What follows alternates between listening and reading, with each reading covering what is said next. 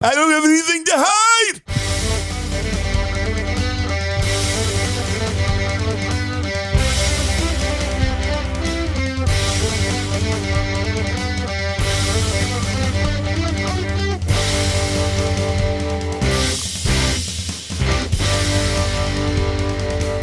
Hello and welcome to episode 142 of Unrelenting, where we roll out of bed and turn on the microphones. I'm Darren O'Neill. He's Gene Nifty, and you can't even try to spell it. Don't even try. You do not want to try. You do not want to know. Do not even type it into a search engine. You will then be on a list. You'll get on a list, man. Exactly. There are so many lists. The ones you don't want to be on. And it seems like such a different world since we last did a show. What, 6 years ago? Yeah, I'd say so. You know what? 3 weeks in Trump time does feel like 6 years. Mm-hmm. And people are like, oh, no, he's so disorganized. I'm like, I don't know. I think these mofos hit the ground running and they're doing exactly Oh, God, yeah. This is amazing. what they said they were going to do. Mm-hmm. It's like, wow, executive order after executive order after executive order. And like, oh, no, we're going to sue you. And it's like, well, they knew you were going to sue them. Mm-hmm. It's part of the system. It's part of the plan. And you're not going to win them all. But exactly. for Donald Trump, at least he can point to and go, see, I tried. Then you put the pressure on the people in Congress for the things that the executive orders get pushed back. I'm telling you, dude, that shit works. And I got a pleasant reminder of that when I saw yesterday that my local Senator Critter, Conyers, was going to be, he had announced he's going to vote for, what's her name? Tulsi Gabbard. That one. Trump's got juice. Time for a little B. I already did my B12 this morning. I used to office right across the hall from him. And, I like Tulsi. So I called last week, called his office, talked to the boys down there and said, guys, this is, you gotta vote for Tulsi. This is a deal breaker. If you don't, you're going to basically be voting against your constituents because that's what they voted for. So unless he's ready to retire, I'd say you need to make sure he votes for her because he was not going to vote for her. That was the original thing, that he flipped his vote. And then yesterday, I see that he has announced that he is voting for her. I'm like, good. I'm glad my call made a difference. Well, you have to remind them that you're there to do the will of the people that put you there. Right. Now, there are times where you're like, well, if you can make a better case, make your better case. Otherwise, you better do that or you're not going to be elected the next time around. Yeah. That's the system anyway. But usually people don't pay attention. Now with Donald Trump, they're paying attention. Well, my point of this isn't about Donald Trump. It's the fact that there's 100 people. No, there's 1,000 people, if not 10,000 people complaining to each other in an echo chamber. And for every 10,000 people complaining, there's one person who actually contacts the politician. Pretty much. So my recommendation is contact your damn politicians, people. Are you thinking that most people don't even think it matters, which is why they just go on I to think I'm being social? generous with 10,000. Oh, it might be 100,000 to one. And it's like, well, they think this is how the system works. They still don't understand that you have a line of command, if you will. Well, the politicians, their offices at least, know this number that I just said. Now, I'm stabbing at what the ratio is based on just sort of gut feel, but they know what the actual ratio is. Like, they know because they're both paying attention to the media, to the social media, and they're paying attention to, like, what are they getting calls for? And so they can tell you that every person who calls on a particular issue represents a block of X many people that think that way. They know that. And so the question for them is, well, do we get 1 or 2 calls or do we get 50 or 100 calls? Right. If the calls are nonstop, then it's a little different. It's, yeah. And certainly I guarantee you I'm not the only one that called on that issue and told them virtually the same thing. I also posted his number on X so people can do likewise. Well, call your local Congress critter. That's step number one. Yeah. Then go complain. Yeah. Before you're going to go complain on social media. Well, but it's so easy to complain on social media. And and people do it for likes. Yeah. And there are groups out there, like I also posted, there was a recent email I got from Governors of America, which had an easy to fill out form, which was actually complaining to Trump, saying, hey, Trump, one of your campaign promises was you were going to start rolling back Biden era gun restrictions week 1. Well, it's been over a week now. What the fuck, Trump? Yeah, what are you doing? Mm-hmm. Exactly. Clearly not what you were voted in to do. You got to do it quicker. Yep. So it gets on the list. Posted a link to that form. All you got to do is fill out, click send, and it automatically generates an email that gets sent to the White House. And then you're on a list. Your info. then you're on the list. Exactly. But pretty much all those people are on the list anyway. Oh, yeah, true. You were all on the J6 list. Mm-hmm. As one of those freedom-loving, scary people that the people on the far left do not like. Yep. You think this is finally going to start more of a centralist time in America? Is the pendulum finally starting to swing the other way, or is it just going to go quickly to the far right now? Because Biden was far left. It'll take a long while. It's like I said before, it's a 40-year point-to-point, 80-year round trip. So we're now probably we're probably about 2 years into it. So we got another 18 years to go until we hit the middle point. Yeah, then we'll just be hitting our prime 18 years from now. Speak for yourself. If you're long past, you're on that downward spiral. If I'm lucky, I won't get to see much of that. Gene can barely get out of bed before 12 now. Uh-huh. Of course, he's up playing video games until 4:35 in the morning. Well, that's true, too, yeah. Speaking of, a little cherry obituary. Isn't that like overpriced water you're drinking? Kind of. Mm-hmm. But it's like a soda, but it's not a soda. It's way better than. Is it sweet? It is a little sweet and a little tart, and the whole can, which is one of them oversized cans, has 20 calories, and there are no aspartame or anything like that in it. 20 calories? That's a weird number, because that's like super low calorie for sweet stuff, but like really high calorie for diet stuff. It is in agave sweetened, so it is. Oh, that's what it is. Okay. Allegedly, people are like, oh, agave is going to kill you. Yeah, but it's totally going to kill you. It's one of the worst sugars out there. But, when you compare that to aspartame and all of the fake sweeteners, I still think the agave would be a slight step above. And I only have one of these a day, if that. Mm-hmm. Mainly just for the show, so I can have a little something. So how is it just like sweeter tasting than a LaCroix or something? Yes. Let's just have a LaCroix. Yeah, and I like the LaCroix as well. Mm-hmm. This is just a little bit of a, like you said, a sweeter taste. The lemon I was lime almost one. the COO of LaCroix. Whoa. Yeah, many years ago, like back before they got big. And when you could have been a billionaire then. Yeah, apparently I failed the psych test. Well, not okay. Anybody that's surprised by that, raise your hand. Nobody. The son of the owner really liked me, but the one of the last things they had me do was do a psych test, and that was the last of that. And there are no right or wrong answers in these things, allegedly. So apparently, one of the mistakes that I made, which worked against me, is I answered every single question.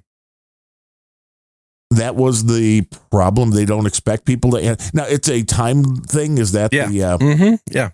So they expect you're not going to get through the whole thing. Well, yeah, I guess apparently after I did some research about it, the idea is it's meant to have too many questions for you to answer, so it forces you to pick priorities.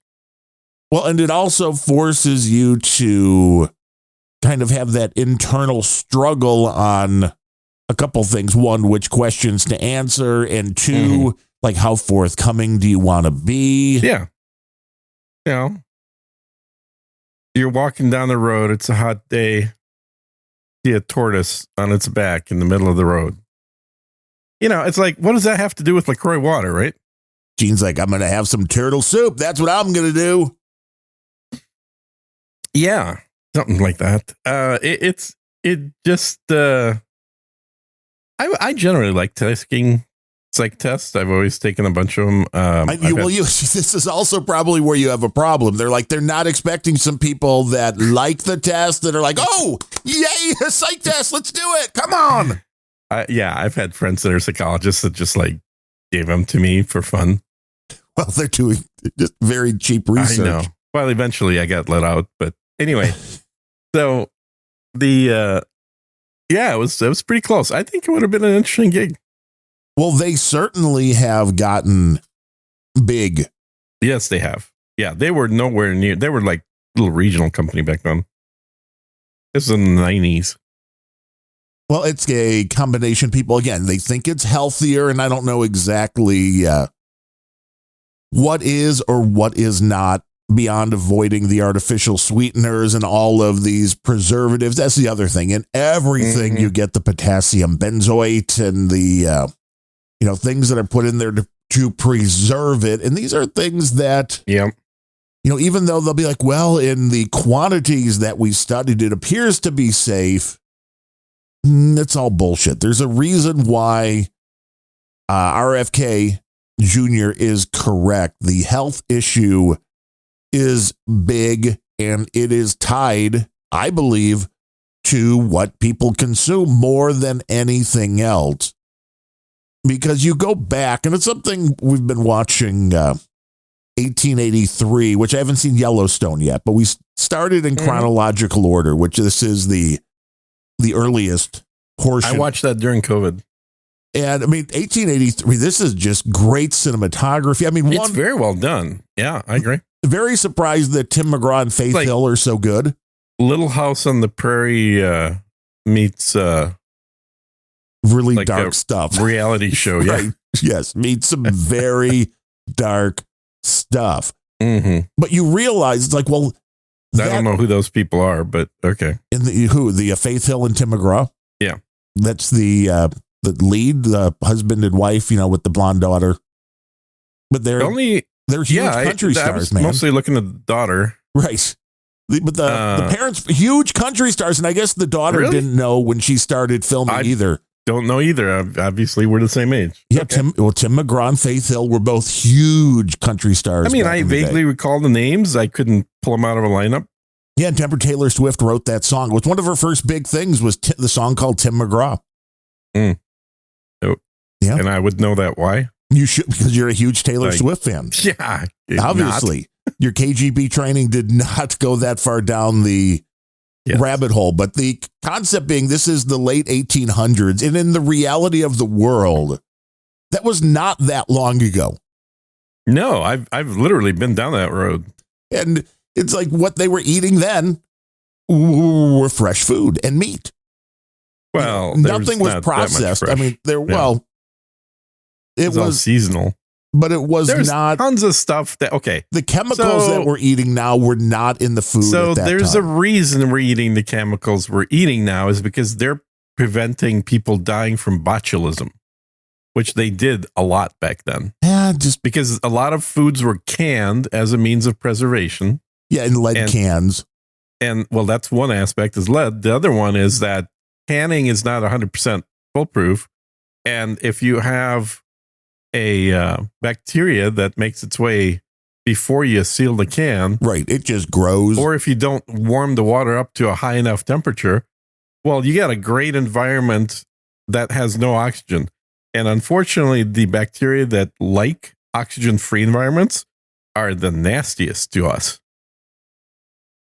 And that was a big part of the show, too, was like the people all getting sick were like, well, they didn't boil their water. They don't know. Yep. Like, okay, I understand we've made some great steps forward, but overall, there were still people killing their dinner, killing a deer, having the meat, not going to the grocery store and getting something that has been processed and put into a package and frozen. Yeah, they had no refrigeration there. Well, True. I mean, they didn't in the cities. They didn't on that show. So it's not on the trail. Completely different concept. And you have to wonder what the combined results are of all of these things, of all of these chemicals that sure in very small amounts probably don't really hurt you. Mm-hmm. But if you're eating massive amounts of them every day, then maybe not so good. Mm-hmm. And it's still simple to go into a grocery store. It's like, well, we could still walk into a store and buy a potato or a sweet potato. You know how many ingredients are in those? One, either potato or sweet potato, mostly. They're genetically modified. Well, some of them may be genetically modified, some depending upon the fertilizer. If you, like, I routinely plant potatoes, because they're really good at creating carbon dioxide in here. So you plant the potatoes in the house? Yeah. In the house. How many rooms have potatoes growing in them right now? I have a potato room. As one would. I mean, I have a computer room. I have a TV room. Gene's like, that's the potato room. Got a refrigerator room. Got the potato room. Uh-huh. Yeah. And it's a fairly small percentage of store-bought potatoes that can actually grow. It's nowhere near 100%. Interesting. Yeah. And very similar thing with carrots. Most carrots that if you buy them and then you plant them, do not actually grow. Do you have a carrot room? They just rot. No, I don't, because I don't like carrots. Oh, okay. That space is not the problem. It was just a dislike of carrots. I just don't like them. Yeah. I mean, I'll eat them occasionally, but like I just had some carrots the other day. I made stew. So I had some, I don't know. I guess it's just like meat stew directly. Billy Bones inquires if you live in a house, a bunker, or a compound. Well, it depends on who you are. Right. To the FBI? Right. The compound. I mean, you can only see so much. Most of the property is underground now. I always wanted to live like in one of those silos, man. I always thought that would be the coolest. Oh, yeah. I love those. Those are super cool. Tell people what we're talking about. The silo home with all the decommissioned, usually nuclear missile silos in middle America. They're like, what are we going to do with all this space? Well, people buy them and they make houses out of them. Very cool houses. Yeah. And for those like me who like a constant temperature of between like 60 and 65, it is the greatest thing ever. Because even when it's 100 degrees outside in that Kansas afternoon, it's a nice, cool, and you're down there. So in case there's a nuclear blast, I mean, you're good for a few months. Have you been to the House on the Rock? No, I have not. You know aware of what it is? Yes. I've seen videos. It's a tourist trap out in Wisconsin. I guess kind of a little bit west of Wisconsin Dells, I believe.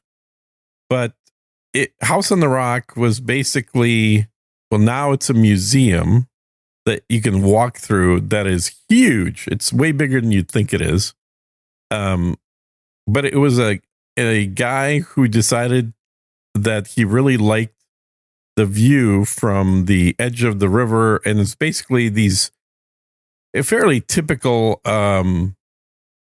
sandstone formations that you end up with sort of spires of sandstone where the water sort of washed away some of the sandstone in the middle, and you just have these sort of fingers sticking out of the ground. And by sticking out, I mean like several hundred feet. And they're fairly common in Wisconsin. Wisconsin used to be underwater.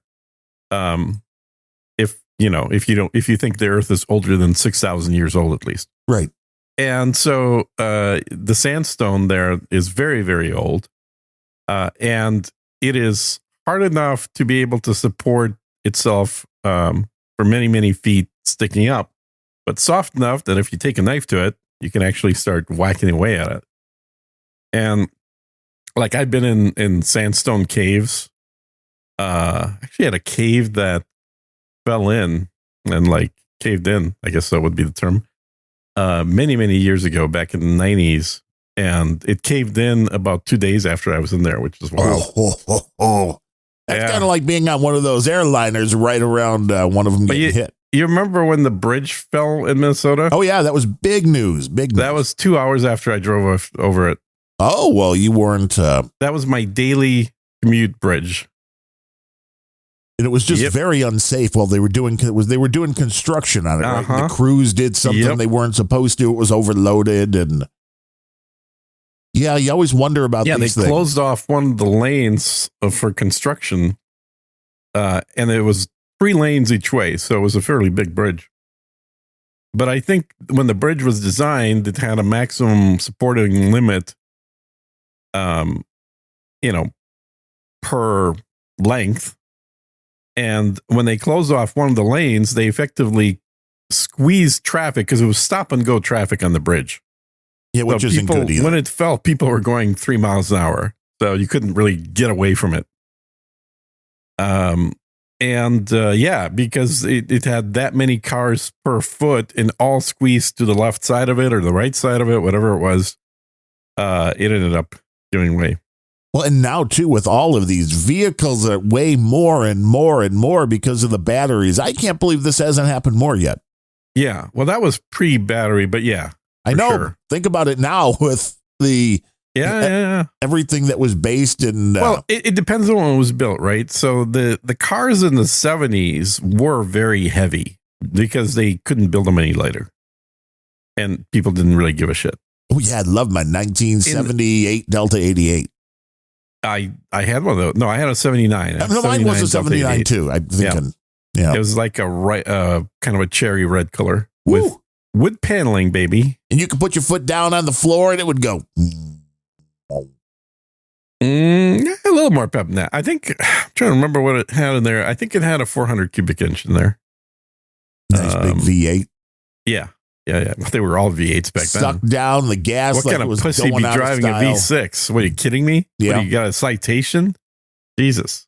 Yeah, I didn't understand. My sister in 1986 bought a red Camaro with a V6 in it. And it was like, oh, why?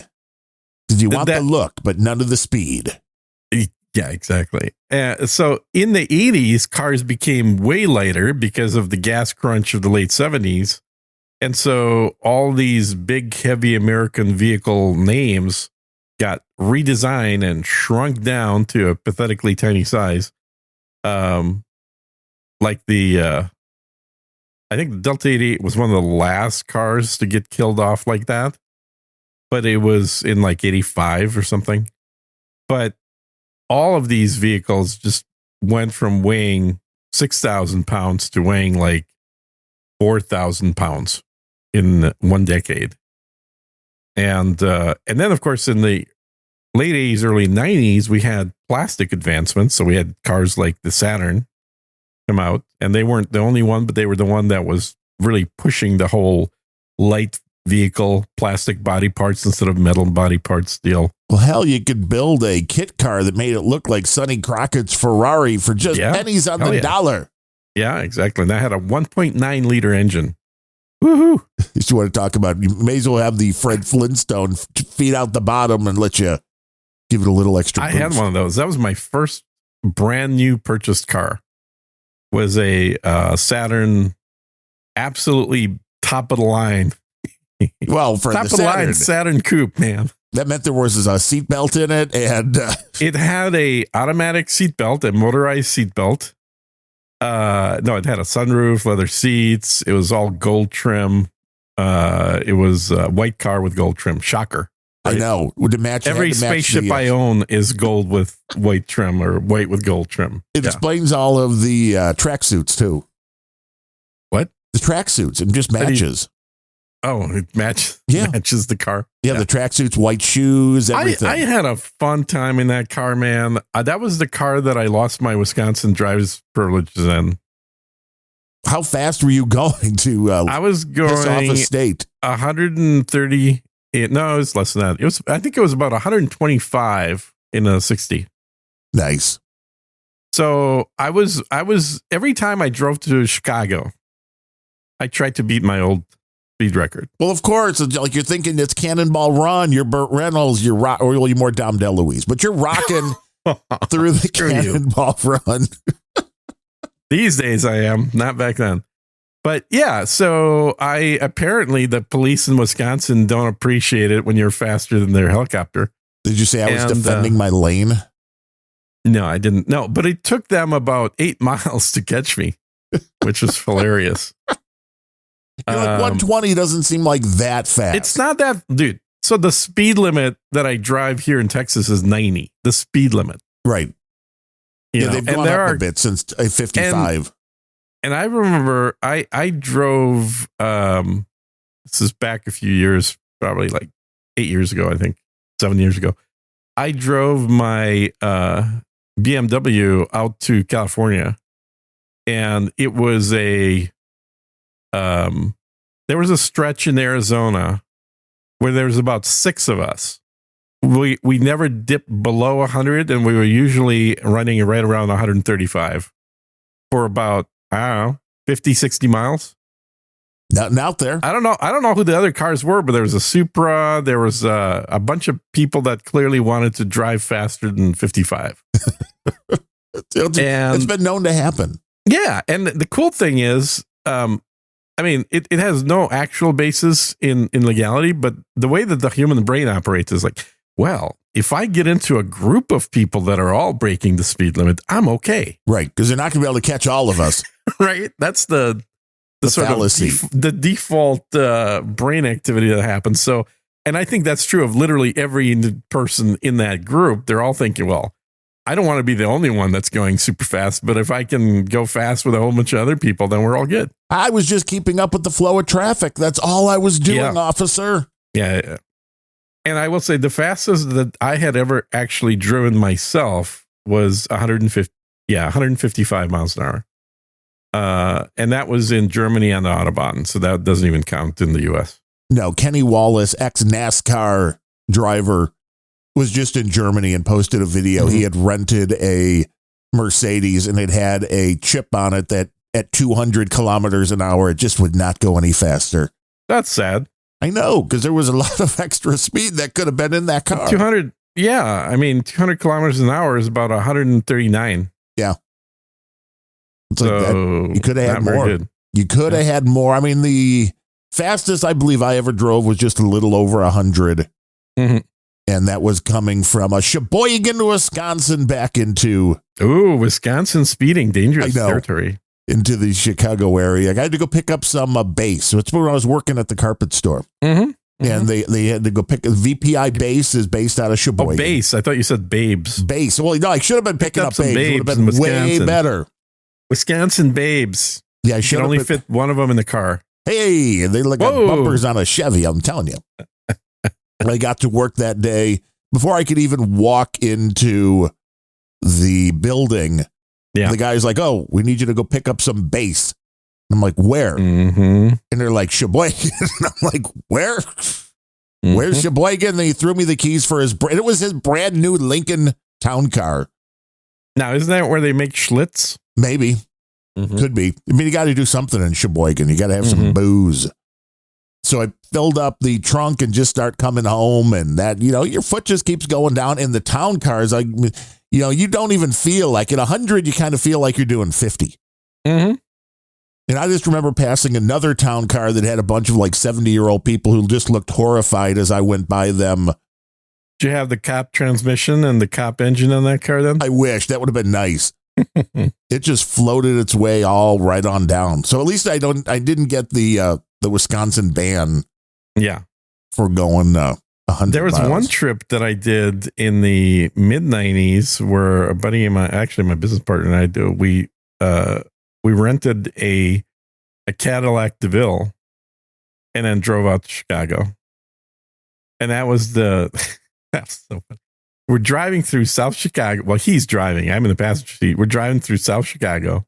Yeah, rap he's music looking blaring. around, very nervously glaring, looking around, and he's like, "Dude, all I see is teeth and eyeballs." So he was completely racist. This is in the pre-racist days. This is when we didn't see color. You see, we used to live in this great society back in the 90s where no one gave a shit if you were black, white, or in between. No, they were still going to roll you and steal your car. It didn't matter what color. Well, they were going to do it not because we were white, but because it was a nice car. Exactly. And so because we were there was some bar he was trying to find, and I was like, dude, just drive to our hotel. Who gives a shit? We'll find it later. And he wanted to find it on the way into the city. I was like, oh, come on. But it was, it was one of many, many trips I had to Chicago. Like I said, back in the day, meaning the 90s, I used to go to Chicago all the time at increasingly faster speeds. Well, yeah, you had to break your record. Well, you had to. Yeah. How many times were you playing the Miami Vice theme on the stereo system? I think that was stuck in the CD player. Phil Collins turned 74 yesterday. Can you believe that? Yeah. He's been looking like he's old for like 45 years. Yeah, I know. Hard living. But Phil was the guy back in the day. He was huge when we were in high school, junior high. And yeah. Phil Collins was the rock and roll star that made all of us regular guys feel better. I don't know, man. I was never into his style of music. I don't like his voice. Kind of whiny. No, that is kind of what a lot of music is now. Yeah, exactly. I always thought he wrote a good pop song. I think he's a good writer. Pretty good drummer. He is a good drummer. And I certainly enjoyed him in, what was the band he was in? Genesis is one. Genesis. I like Genesis. I like. Did you like his appearance? Who's the guitar guy in Genesis? On Miami Vice, Mike Rutherford? No, the other one. In Genesis, that would be Mike Rutherford, right? Was it? Really? No. Were there more than one guitar player? I thought there was two guitars. Am I having a senior moment? Guy? Maybe there was a bass guy. Oh, there's got to be a bass guy. You got to get the bass right in your face. Yeah, I don't know. I thought Genesis was pretty good. Phil Collins, I never liked his voice. I don't have anything against him in any other, perspective. Did you like his appearance? He did play some kind of like swarmy criminal type in Miami Vice. I really do have to put that back on the list to watch. I should too. Is it on one of the free services? Hopefully, like Amazon. I mean, I hear these free services called Torrent Site One. I've never heard of those. No, I don't believe they have them here in Texas. No, they're outlawed, like the porn sites. Mm-hmm. That's right. Exactly. You can't access. We live in God's country here. We don't need none of that smut. You don't. Well, no. Okay. Have you watched? I heard the Podfather talking about it, and we binged last week. Landman. Have you seen Landman? No. Oh, good show. What's it about? It is the Texas oil fields. Billy Bob Thornton. I saw a clip from it, which was hilarious, where he's telling the government to get off his land. He deals with the cartels. He deals with, all anything that could be involved in the oil business down there in South Texas. And there's a female lawyer who comes in who's like the Barracuda, but she's working for the same company, but they're not getting along. And he tells her sexual tension. I know that he wants to meet her out by one of the rigs, and she's like, oh, why not in a public place, whatever. He's like, because you need to, she was negotiating a deal. And he's like, you need to know how these things work. And she's like, well, just to let you know, I'm licensed to conceal carry in this state. And he's like, honey, everybody's licensed to conceal carry in this state. Well, like, yeah, I mean, it's technically not true, but it is sort of true because we have open carry. So yeah. He's like, you know why everybody smiles and waves at you when you're driving? Because everybody's armed. I'm like, that's true. And I remembered Adam Curry saying that when he was on with Leo. I think that was the time Leo got so scared he kicked shit off himself. of Leo. Yeah, exactly. It It was the same concept. Like everybody smiles and waves in Texas. Guns? No, only criminals have guns. Well, here, let me pull mine out here, Leo. Uh-huh. Oh, man. That is wild. You do not. Speaking of Adam Curry, I just had a friend of mine send me a hello video from Adam's ex-wife. Nice. Yeah. Like, what are the odds of that? And I don't see any streaming service with Miami Vice. That's interesting. Uh-oh. Looks like maybe it says streams free on Prime. No, it says it's not available for free on Prime Video, or maybe it is. Let's see here. Because one of them I thought it said it was leaving soon. I always go to, if you're looking to see. It was on what, NBC originally? Uh-huh. Justwatch.com is the site I normally go to figure out where you can find things streaming. They're pretty good at letting you know easily. So let's see. Is it on Amazon Prime right now? So Apple has it, but you got to pay for it. You're like, how dare they? How dare they? And it looks like it's Prime Video is also per episode or per season. You have to buy it on. Blu-ray. Such a classic series. How dare they? I know. How dare they charge money for this? This is insane. I hear you can download it, or you could probably buy. Okay, here's the other question. Do you have a valid machine that plays like Blu-ray discs and stuff now? You have to because you're a gamer, right? No.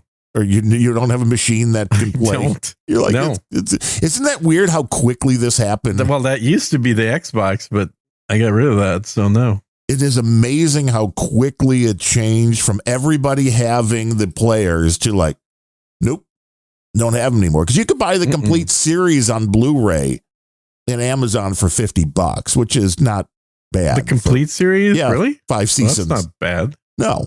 It's cheaper than renting it to stream it. I mean, that's... it's $15 per season to stream it. It's like, screw that. You could buy the Blu-ray and just rip it yourself for cheaper. And that's SD. Yeah. For the streaming. Unlike Blu-ray. Oh, they don't have HD. I guess it wasn't recorded in HD. It was. It was in... it was widescreen, right? Yeah, this doesn't make it high definition. No, I guess the... 84. Yeah, that's pre-high def days. It all depends what the original... I would have to look up. Here's the real question. Do you know how many seasons there were? There were 5. That's correct. And Cotton Gin says he has 3 Blu-ray players within reach, and the Miami Vice was recorded on film. Cotton Gin's a hoarder. Hey, true.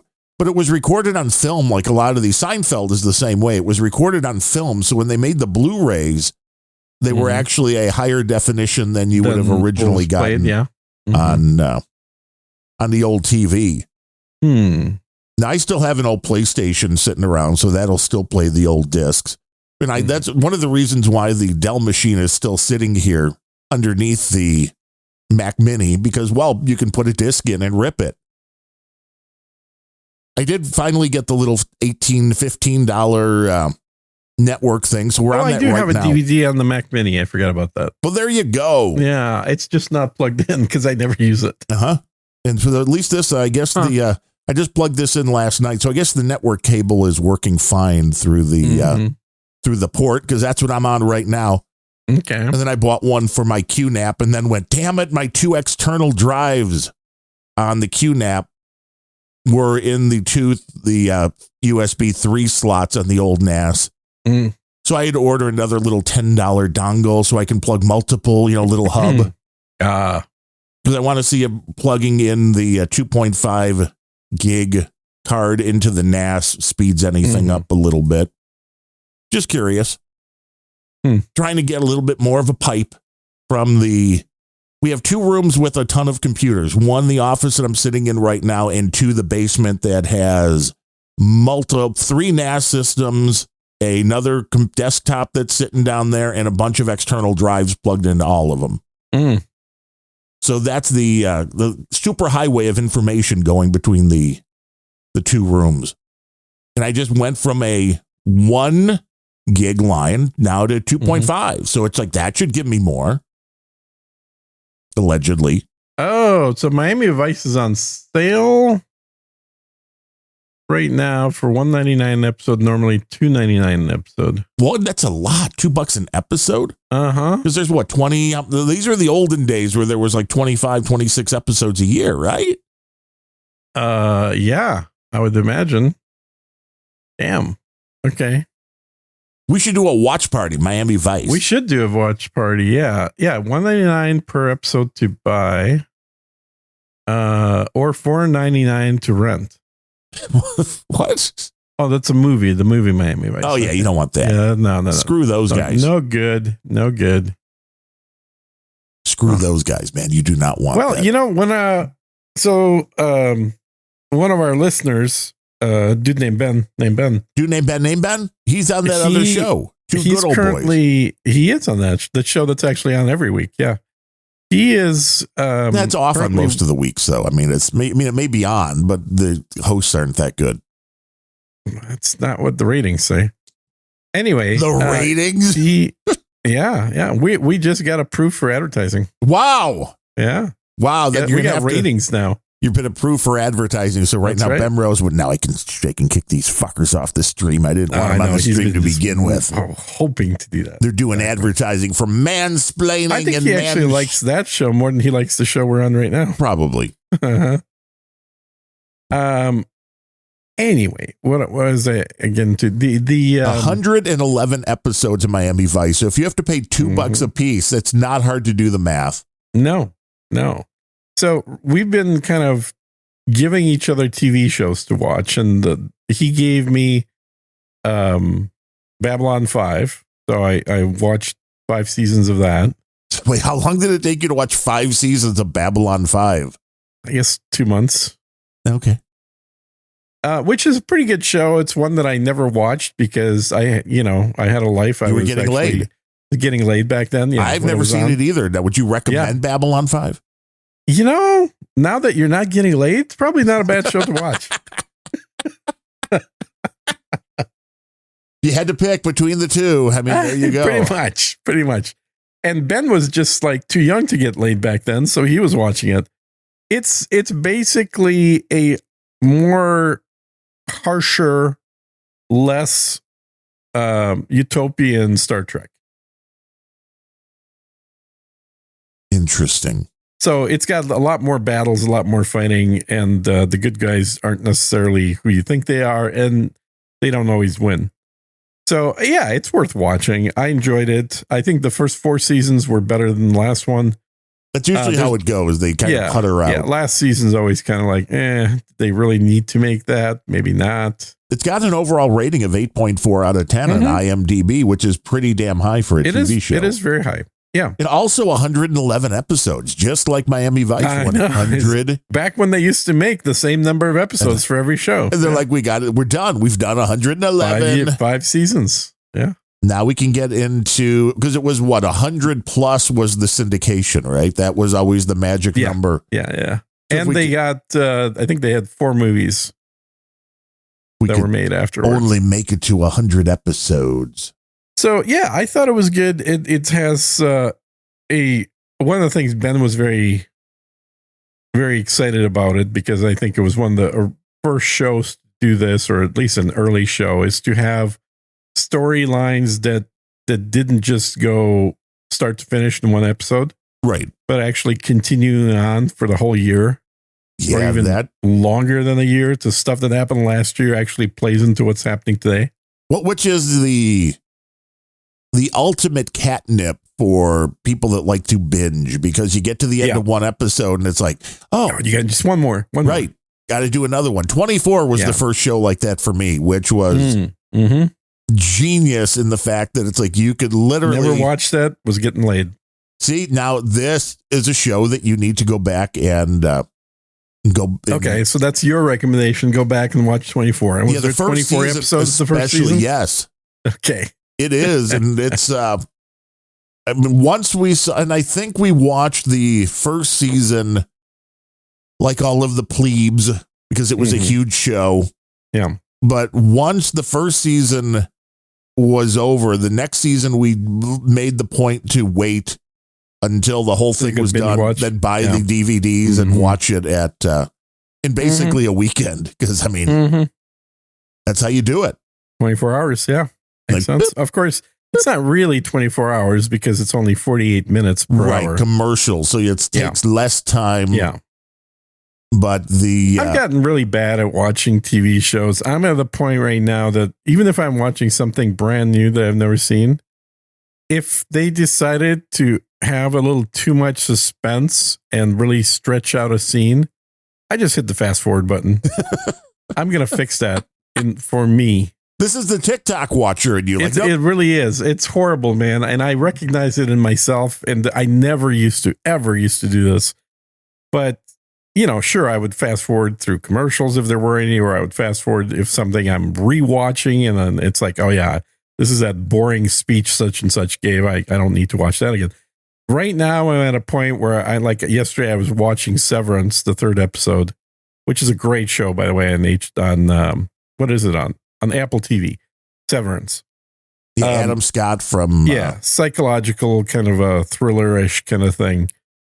And I'm watching, there's a scene in episode 3 where I can't remember what happens, but like he's... it's not him, but somebody else is like sitting in a car and trying to make a decision. I'm like, okay, I get it. Fast forward. Where does the car go? There we go. Okay, now I'll start watching. You know what it is? It's watching YouTube videos is what it is. Because I do that for YouTube. Oh, yeah. All the time. Like, it's like boring, fast forward. Oh, I know. And that's usually where I have to unsubscribe from certain channels because there have been a few where I'm like, okay, I'm looking for some information on. One was the AI and how well it writes fiction and all this kind of stuff. Yeah. And then I ran across a guy who's putting out a bunch of content and it's like, dude, you suck. You never get to the point. It's like, just, I want the nuggets, and I get those comments. You're like, get to the nuggets, man. Get to the good stuff. Stop bloviating. My YouTube videos are generally an hour long. And there's routinely a subset of people that seems to reply with, make shorter videos. You took an hour to basically say something you could have said in one sentence. You're like, yeah, but then I wouldn't have had as many commercial breaks come in. And then, I don't even care about those. I minimize those. But the number of people that say, thank you for actually having content that doesn't assume that we know everything. Oh, well, yeah. All my videos are one cut, meaning I don't chop them up. I show people the full experience. I do the training videos, basically. You get the full gene. Yeah, you get the full gene. So you watch from start to finish without any magic. Like if you're watching a cooking video and you see them like making the dough, but it only takes about 2 minutes to make the dough. And then they make the pizza out of that. And then they put it in the oven. Then they take out a pizza immediately out of the oven that's fully cooked and looks perfect. Yeah. I don't do that. So with me, you watch me make the dough and then you watch me talk as the dough rises for about 3 hours. It's real and time. Then you watch me actually make the pizza dough, which I am actually pretty good at making pizza. I can throw the dough in there and everything. And then, we're going to sit and wait until it's done. And I'll show you what it looks like. So there's no cuts. It's continuous. And people really appreciate that, or at least most people that watch my videos really appreciate the fact that I'm not going to cut something out, which a lot of other videos would, which if you're following the video, that's where you usually get tripped up, is in the bit that's cut out. Yeah, like, how'd you go from A to B? You just magically went from one to the other, but what did you actually do? No, I've done enough looking for information. And it's usually something, with the, how do you fix something in your computer? And it's usually, well, just go to here and do this. And it's like, yeah, but where is there? How do you find there? It's just like, well, go to this control panel. It's like, okay, asshole, if I knew how to get to that control panel, the answer would be obvious. Right. And then you got to go search a Reddit board to figure out, if you hit Windows icon R on your keyboard, that'll pop up your registry where you can now type this in to allow that control panel to be visible. Oh, well, thanks for never mentioning that. Yes. Instead of just go to this control panel, but it's hidden, but you have to do the special dance to get it to pop up. Yeah. So I did a series of 3-hour-long videos on the user interface of Elite Dangerous. And this is big. This is people are coming in. They want it's huge because no one's ever done that ever in 10 years. Because why would they? Because the game company does not tell you what all the little icons mean on your screen. Yeah, well, that's it. They just assume you'll figure it out. People want the granularity. That is, they do. And it's amazing because I wasn't going to do 3 hours of UI talk when I started. I didn't realize when I started, I thought it was maybe an hour at most. Right. But I'm literally going through one at a time, every single thing that's on the screen. And when I got to an hour in, I was about a third done. I was like, holy shit, this is going to be a multi-part episode. 2, right. Yeah, guys, I guess we're going to have to put the right side of the screen will be next week. Yeah. Well, that's when I did the review and the breakdown of the DBX 286S on Amazon/YouTube. I used to have one of those. And people, I mean, again, you assume that people know what the different buttons are and what they do and how they're going to work. And the people that were like, wow, thanks. Because I go through and say, well, here's what it does. And you would turn the knob and go, well, you hear that, what that's doing? Okay. And you turn it this way. You hear what that's doing? Yeah. And it's an easier way to learn than to look at an instruction manual, which isn't giving you any examples. And people like, well, I didn't know what that mean. Everybody just assumes just like I can't understand Dvorak and Curry giving me crap yesterday because the last song. I didn't listen. What did they give you crap about? Well, the last song it played was Phil Collins, "In the Air Tonight," because it was his birthday. Of course he did. And I'm like, wow, what a great song. I remember when there was more, or do you remember when there was actually dynamic range in music?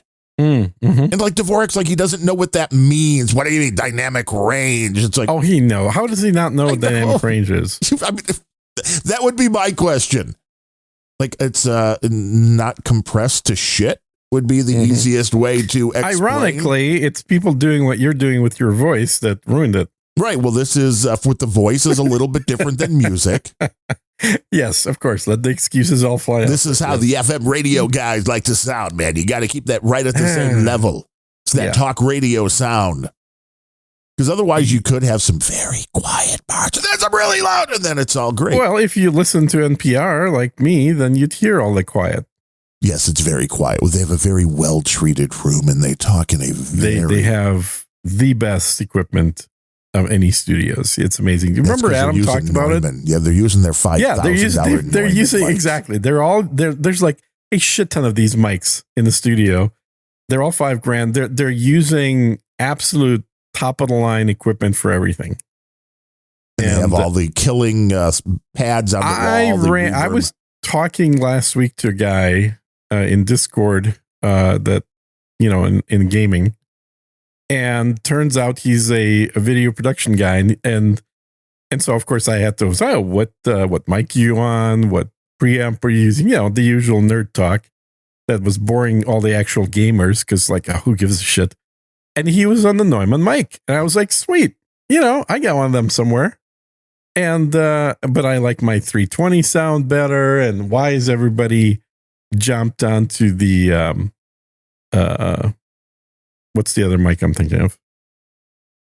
The Shure SM7B. Yeah. Why is everybody using those? Oh, it's probably because Joe Rogan, just got to talk the usual shit talk that we usually do. But it was kind of neat actually hearing somebody on a Neumann mic in a video game. Hey, I just went the RE20 because I figured if it was good enough for Rush Limbaugh, it was probably good enough for everybody else. Well, and that's a false statement because know. Rush Limbaugh's lungs and voice box are not everybody's lungs and voice box. No, that is true.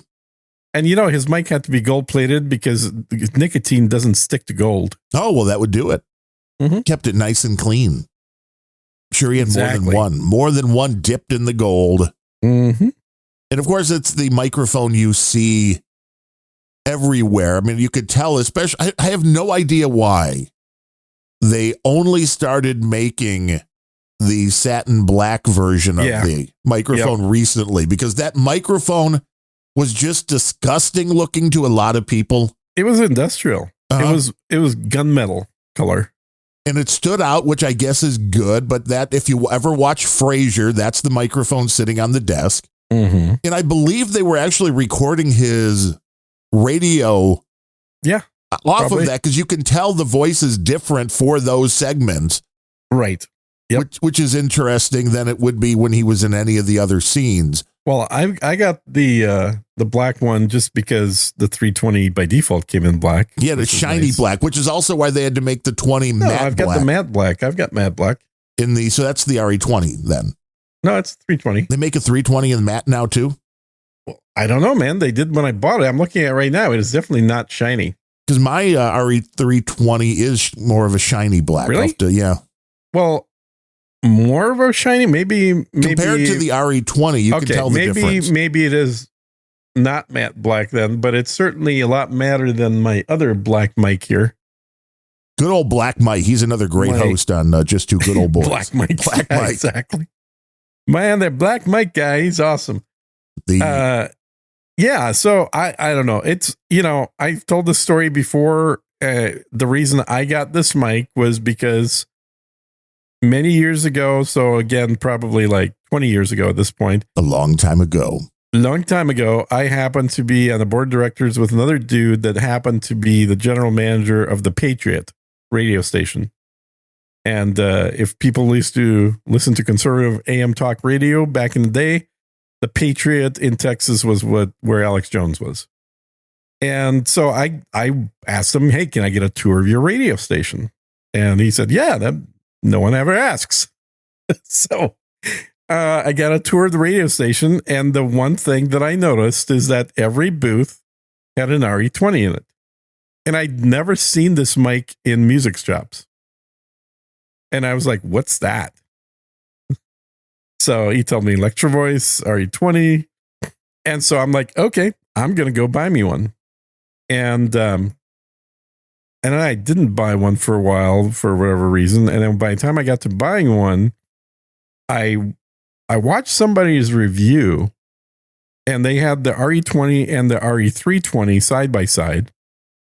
And I was like, man, the RE20 just sounds hollow and not very nice. And then the RE320 sounds a lot crisper. Yeah, it is. And so I'm like, well, fuck, I'll just get that then. And I got it. And I've been using it ever since. The RE20 is a little more of a heavyweight. It takes a little bit more to drive it, which isn't necessarily a good thing for most people because you need some very clean preampage. Mm-hmm. It has a better plosive rejection, but if you're going to throw the big foam That's knob, surprising. Yeah, well, it's slightly different. And the insides are slightly different. Mm-hmm. Mm-hmm. They look alike. They're the exact, which I'm guessing was just cheaper to be like, well, we could throw this into the same, into the same body. Mm-hmm. But there's nothing wrong with the. It's a nice metal body. With all of them, you're doing an EQ at the end anyway. Yeah, for sure. So unless there's a major deficiency, then you're going to get a very similar sound. Your basic sound with no EQing out of the 20 is completely flat. Yeah, it's darker. And it does not sound good. It's made to be EQ'd, where the 320, probably you're still going to get a much better sound if you EQ it. But yeah, less work out of the box. If you don't EQ it, it doesn't sound as bad as the 20. That's why when people talk about all of these different microphones, and there are four main dynamics still as I see them, which are the two from Electro Voice, the 20 and 320. Yeah. There is the Shure SM7B. There is the Heil PR40. And between those, I pretty much get them all to sound exactly the same once you tweak. You know, you can switch microphones and that's I need a little more bass in one or a little more high end in the other. But you just turn a knob and it's there. Yep. Once you've done the EQing, anybody that says they can tell the difference between one microphone and the other, it's like not true. Mm-hmm. Now, if you're listening without EQing, probably because they do have different out of the box sounds. Mm-hmm. But they all work. They all work really well. Well, some of them you don't need a cloud lifter for. That's the other issue. But I love the cloud lifter, man. It gives me the lift that the cloud can only give. Yeah. You get so used to it. I mean, even when I plug in my RE320, it goes into the cloud lifter. I just have to turn the gain on the main thing down a lot. A lot. But it's still a nice little device. I'm contemplating buying another mic here. Oh, Gene buys a mic. Yeah. I've been trying to get Ben to do it, but he's been hesitating, so I might have to do it. I want to get the USB X series from Rode, and the reason I want to get that is because that has a DSP built into the USB mic, and so you can have a gate. And you can have a compressor. And more importantly, since Rode owns the Aphex stuff now. The Aphex stuff, exactly where I was going. Good mind read there. That means that mic has built-in big bottom and oral exciter using the DSP, and it's built into the mic. Now, is that the pod mic USB that you're... it's called the X100, I believe, or XM100 or XR100. It's got an X in there. But it's maybe just a smidge smaller than the RE20. It's still a fairly large mic. The difference is instead of having to have a separate Motu or something else on there, you just have a USB cable. Well, yeah, and especially if you're taking this on the road. Yeah. Which is why I was trying to get Ben to buy it, because he's traveling a lot more than I am. And it would be a nice mic to have sitting in a hotel room. Yeah, dude named Ben. Why aren't you doing it? Pull the trigger, my friend. I know. He's been so busy with his gun stuff, though. He keeps sending me photos of guns. I don't know why. Yeah. Like is there a militia? Do I have to join? Is there a exactly? Should I? He's be joining? Really gotten into the whole PDW thing, which is personal defense weapon, which really is what people are calling sort of kitted out guns that look more like an Uzi. So and like you remember what the Uzi looks like, right? Yeah. Basically, like halfway between a pistol and a very compact rifle. And so it has a shoulder stock, or none of these, of course, have stocks. They have arm braces. Subtle difference there. But the idea is you take a regular pistol and then you buy all the parts to make it bigger and heavier and have a arm brace. And what you end up with is something that looks more like an Uzi, but its guts are still the pistol. Which an Uzi was also 9mm, so it really was a pistol caliber. It all works out. It is the XDM100 from Rode. That's the mic, yeah. Mm-hmm. I mean, it would make CSB happy because it's USB-C. Yes, you want USB-C. Yes, for sure. And I think it's hard to find things that are not USB-C anymore, frankly. Everyone's shifted over. It has a professional pop filter, shock mount, and headphone extension cable included. Woo. Yeah. Nice. But Rode stuff sounds pretty good. So it's the same basic setup that you would get on the Rodecaster. Yes, and it looks like it's about the same size as the RE320, right? I think it's just a smidge smaller, but not by much, yeah. But there's LED lights inside of it, so you can go like, wow, lights up. Yeah. And so I'm less concerned about what it looks like, more about what it sounds like, obviously.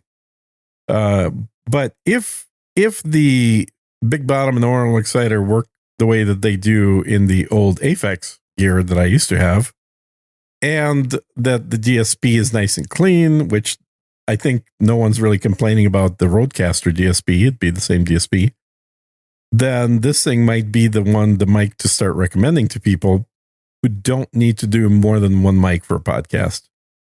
Yes, it uses the Rode Unify mixing software. Yep.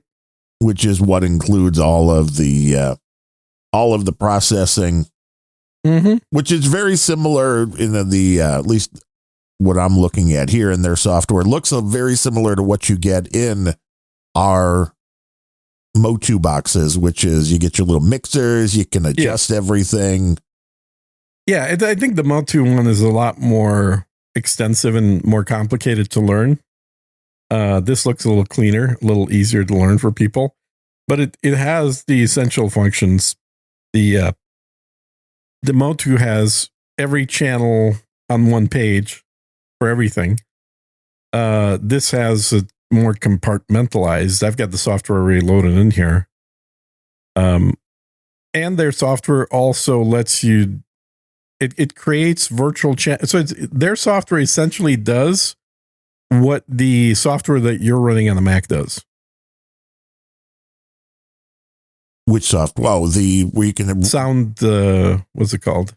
Where you want to just move everything. The third party thing you bought. Yeah, well, I use Loopback for Rogue Amoeba. Yeah, they've got a bunch of different software. So it basically does that. It lets you. It creates a virtual mixer in your computer that then you can assign different applications to, different channels on the mixer. You move it all around. It's like magic, I guess. Sure. And then your voice sounds like a radio god. Yeah. So that mic has that built in. That's the most compact solution. The other devices that Rode has is they also have, of course, the big boxes. The big box. The Rodecaster 2, I believe, Rodecaster Pro 2. Their current top of the line one, which I think is $1,000 right now. They've got one for video now too. Crazy. Yes, and the video one is the other one I was thinking of getting. So they've got the $1,200. Woo! Well, there's just two video ones. That's the expensive one. They also have a cheaper one. But they're clearly expanding that product offering because they've tapped into the market that Streamlabs is in, the market that a lot of companies are in that cater to the streamers. And I think that they've realized that the musician market is shrinking because of AI music, but the podcaster / streamer / YouTuber market is growing. So that's what they're starting to make more products for. It would make sense. I still don't understand why anybody wants a Rodecaster Pro over a Motu with... marketing. Because Rodecaster actually markets this product to podcasters. Well, and Motu killed it with their last edition.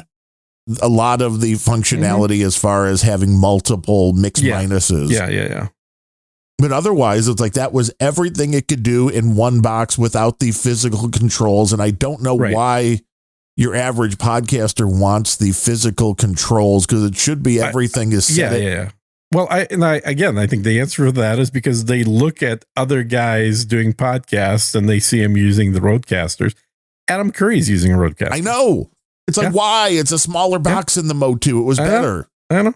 And it did everything you needed this, except for you have a couple little buttons to fire it off. It does more. The Motu does more. It is more flexible. It has 20 plus channels of audio. But the Rodecaster is designed for a specific task. The Rodecaster has mix minuses automatically created. Right. So like in the Motu, you have to figure out how to make mix minuses. Yeah. So that like the Motu is the, it's the 10 speed, and the Roadcaster is the, what do they call those? It's the automatic transmission thing. They have those bikes that basically the faster you're pedaling, the higher it automatically goes in the gear. I forget what they're called, but they're easier to use, but they're not as flexible. So I think for a lot of people, it's a combination of marketing and it does have all the features that you would probably use as a podcaster in the Roadcaster. I just don't want something taking up that much desk space. Right. I like mine just to be hidden. It's underneath my, I have the large Stream Deck. Well, here's right to the left of on my desk here is a small monitor, which is on the monitor stand is the large Stream Deck out of the way. And underneath the monitor is the Motu. So it's like, it doesn't even exist. It's just there. Rarely ever have to touch it. Nothing to worry about. Yeah, I never touched mine. It's like it just works. It just does what it's supposed to do. Whether you're plugging it into a Mac or a Windows machine, I found it just works. Yep. And we do have a few people. Dude named Ben is the only one that I've ever known who's had to send his in for repair. Interesting. What did he do to it? Was it have something to do with the guns? No, yeah, right. And there was an accidental I don't know what happened. My guess is it was during a lightning storm, but something got blown on it, and so he had to ship it back. Yeah. But they fixed it. It's always good to get blown until, Yeah. And then they were, when he was talking to them about repair stuff, he asked them, like, when is your next set of devices coming out? And they said not until 2025. So this year, Motu is supposed to release a new series. Well, I want to know again if they'll bring back, they screwed the interface on the one that I have. Because we both have the one that is controlled over a web browser. Yep.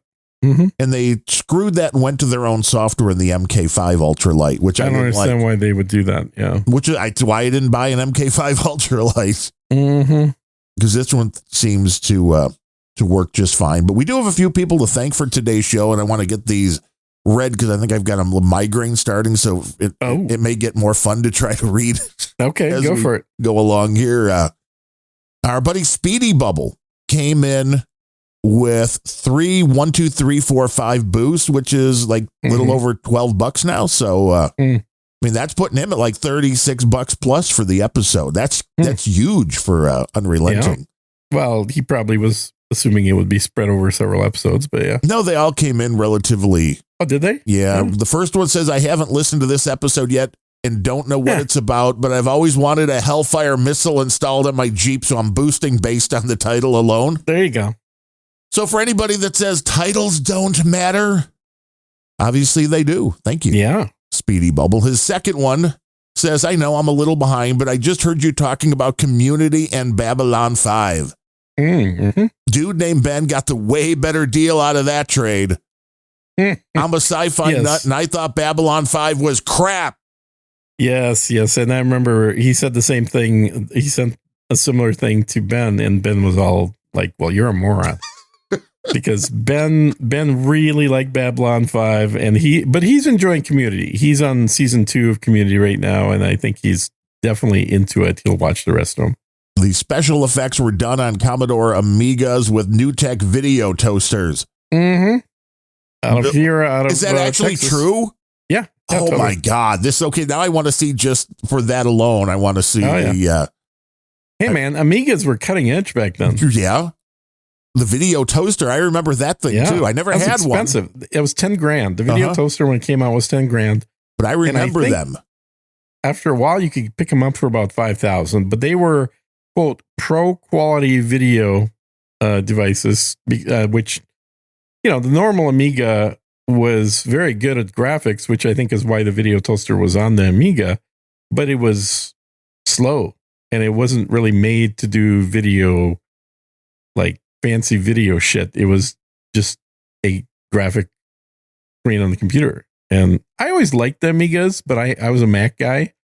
So it was kind of like, the Amigas had color before the Mac had color. And you were jealous. You're like, what? And I was very jealous of their color. But eventually, when the Mac got color, it was kind of like, okay, game over. Game, set, and match. And always Amiga's look for done. used gear if you can find it. A lot of the professional stuff, which is how I got the channel strip I use, bought from a radio station who's like, oh, we're going all digital. We want to get rid of all the analog stuff. Well, the analog stuff rocks. Some of it. Look for good deals. Mm-hmm. He said, I was an Amiga fanatic at the time and still found it unwatchably bad. Community, however, was amazing. So good luck. Yes, thank you, Speedy Bubble again. And lastly, Speedy Bubble, another 1, 2, 3, 4, 5, which says, Sir Gene said there are no good Russian handguns, but the Makarov is really a work of art. The caliber isn't the best, 9x18, but the gun design is glorious. He seems to be a bigger fan than I am. I don't know. The Makarov is it's a very compact gun. It does use a smaller 9mm cartridge, but it's, I don't know. I never really thought it was particularly like good.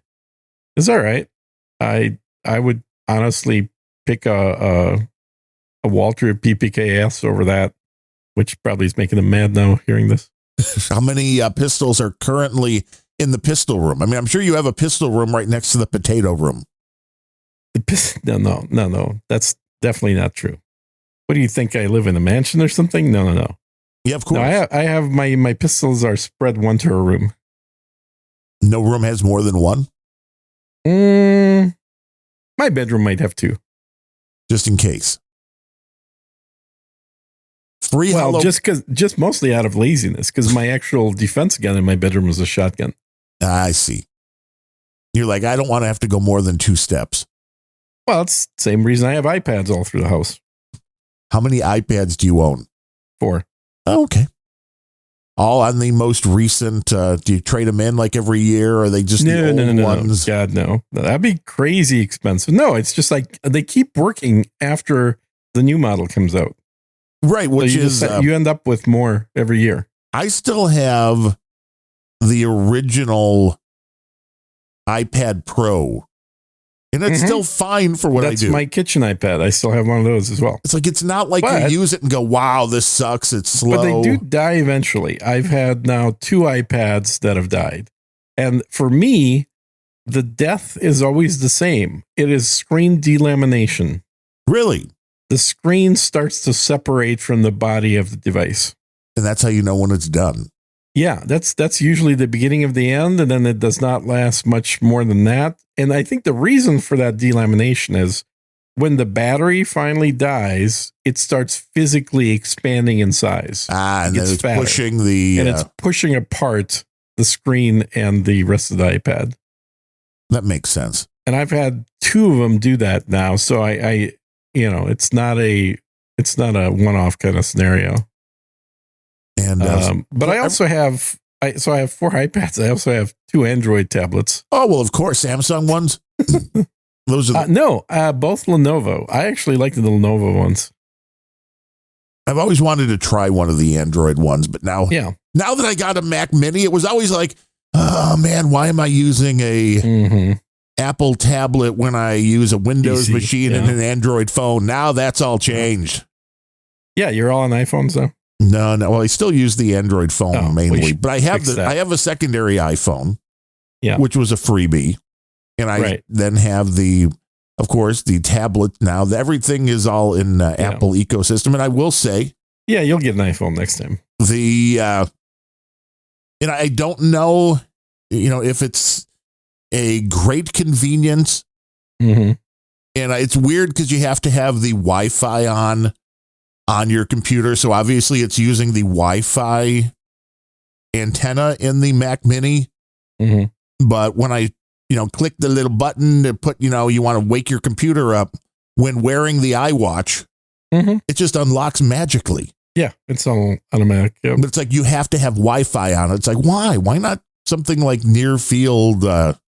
I don't know why the Wi-Fi has to be, because I'm always like, well, is that leaking something? Was it trying to do more? It's weird when you have multiple active network, or maybe that's just me being old school. Like I don't like having Wi-Fi and wired on at the same time. I didn't think it was Wi-Fi. I thought it was just Bluetooth needed to be on. No, sure it's Wi-Fi. Yeah.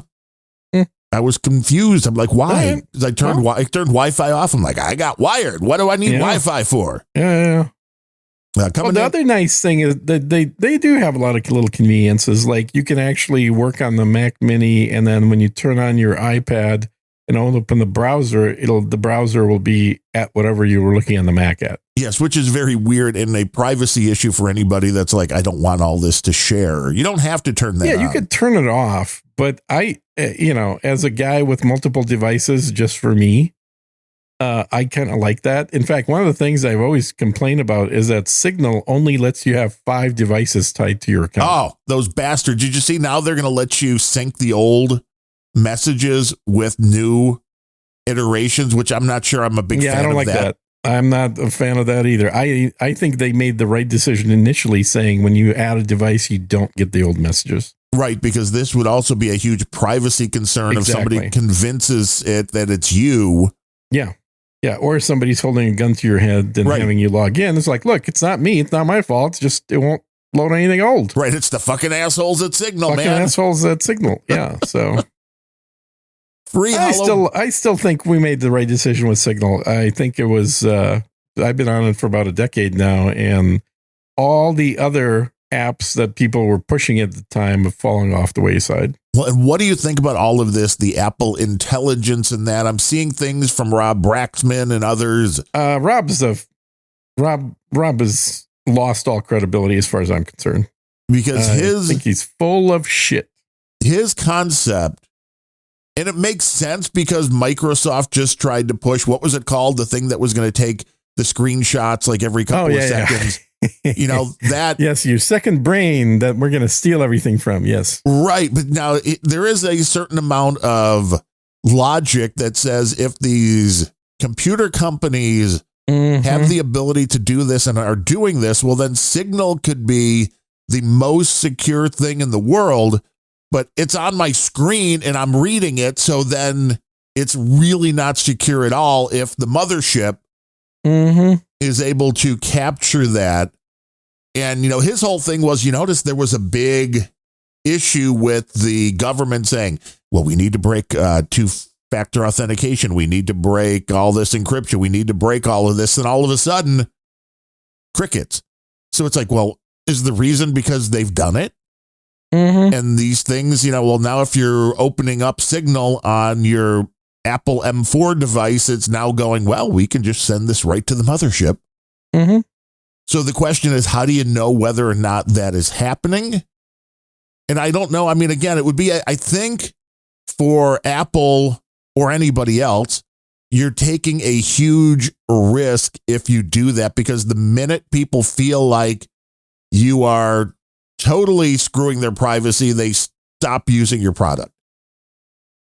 Some people, not everybody, for sure. Of course, not everybody. There are some that are still in the I don't have anything to hide category. They're usually the ones that wind up in Gitmo. So you're not worried about the Apple intelligence. See, for everything I read, Apple intelligence I think is good. Was kind of like making Siri more like ChatGPT. Yeah, exactly. From what I've seen, it's the move in the right direction. It is taking the AI bullshit out of the cloud and actually having it run in your pocket, which is better because the less the phone has to communicate with the cloud, the better. Right. And that was always an issue. The DeepSeek thing.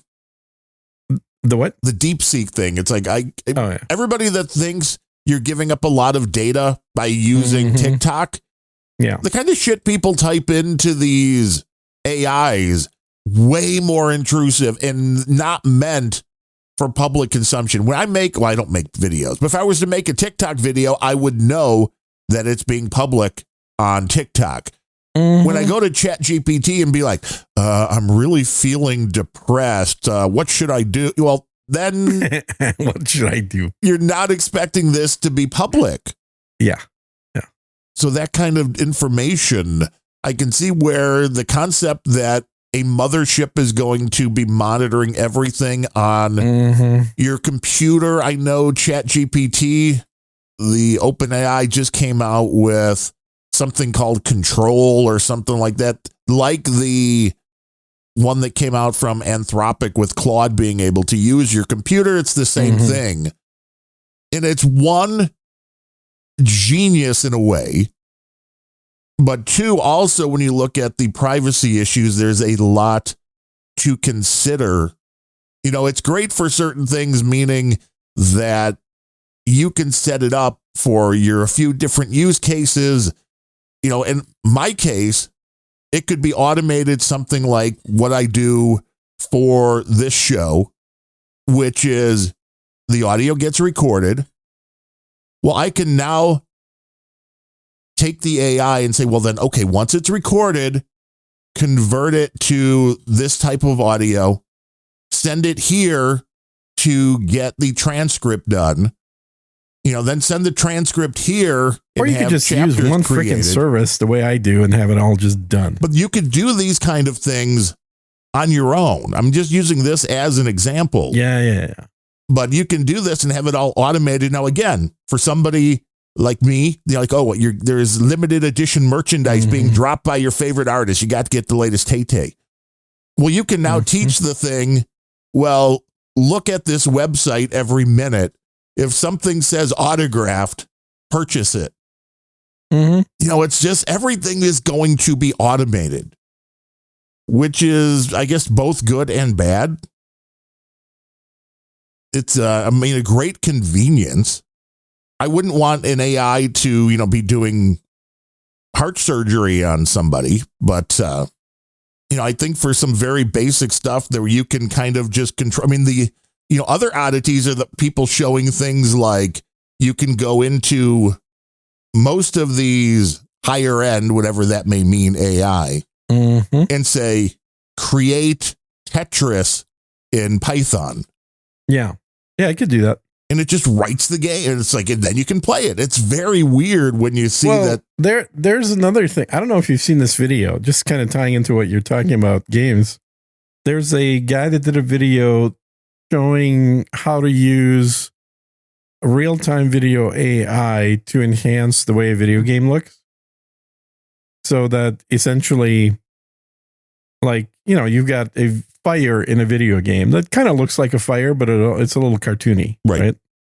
So then he uses this video processing real-time AI filter on that fire, and then the fire starts looking exactly like a real fire. And he did this with I think he also ran it on Cyberpunk to make the people look like real photorealistic people, like the characters in the game. They already are modeled using 3D, so all their movements are very accurate. Right. But their facial, like their actual skin and stuff just looks a little off. And so using the AI, it makes them look like those hot AI chicks that, they can self-generate. Right. And by doing this with fire, and he's like, the irony here is that it takes less processing power to offload the realism look to AI, which if video games start incorporating the AI as part of essentially their filter. Right. You're basically going to have a very basic looking game that the AI is going to magic up. Exactly. So his kind of, ultimate version of that is your game looks like, what's that game with all the block looking people and everything that everyone played for a while? Yeah. If your game could look like Minecraft as it's written, and then using AI real-time filtering to make that look photorealistically real life.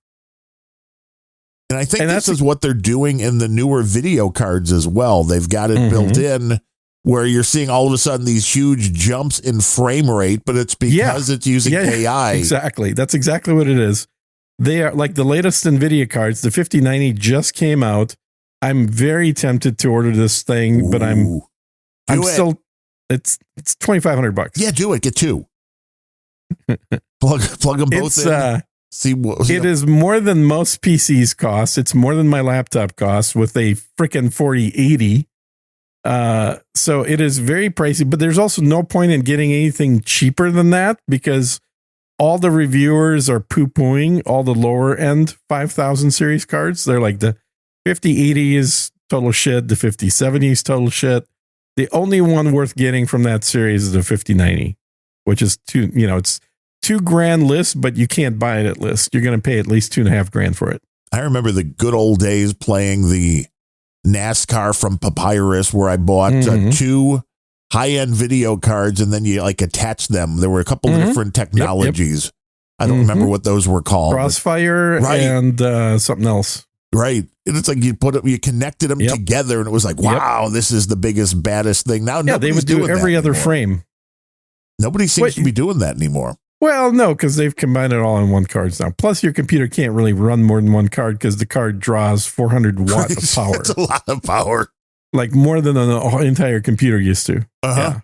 I mean, I know there is software too where I can download the whole like DeepSeek AI and run it locally on the Mac. So it's like these are fun things to play around with. On them, they're like, there's a guy doing a video that they did. They're like using the DeepSeek, the software.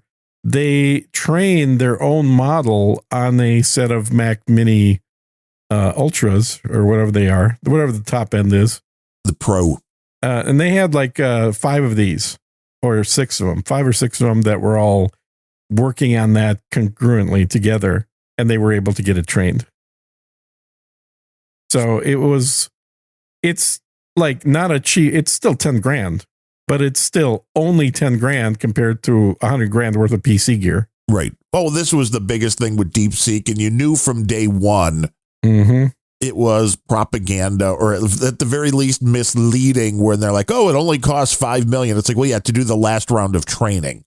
And all of a sudden everybody went, oh my God, it only took $5 million. Sell NVIDIA. I knew I should have bought the dip. I knew I should have bought the fucking dip. No. Yeah. Once NVIDIA I'll tell you where dropped, the big dip is going to be. As soon as China actually starts posturing on a move to Taiwan, and there's going to be a big ass NVIDIA dip. Like half price. That's when you want to pick it up?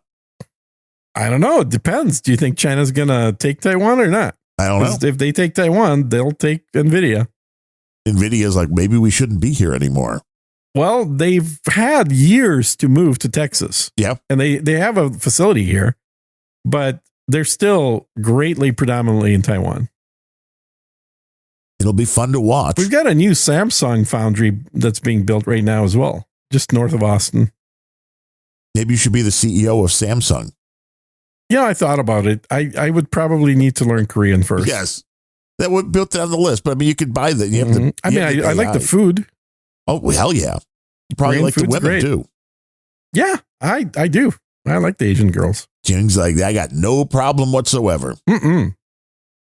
FreeHollowBooks.com came in with 565. Oh, thanks, dude. He says, here's an old school boost. Gene, bring back the Just Two Good Old Boys theme song. The new one sucks. You know, it's funny. I think he sent a similar message to Ben and I. And what we did is we put out the old theme song as an episode. It's a classic. And it's also, I also put it up, I think, on YouTube. So it's just available now if someone wants to snag it.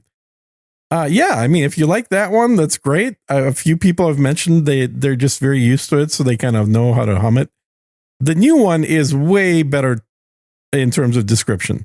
Like the new one was made by taking the copy, like the text from all our episodes and dumping it into AI and having it provide a synthesis of what our show is about. Really? So the AI wrote the lyrics?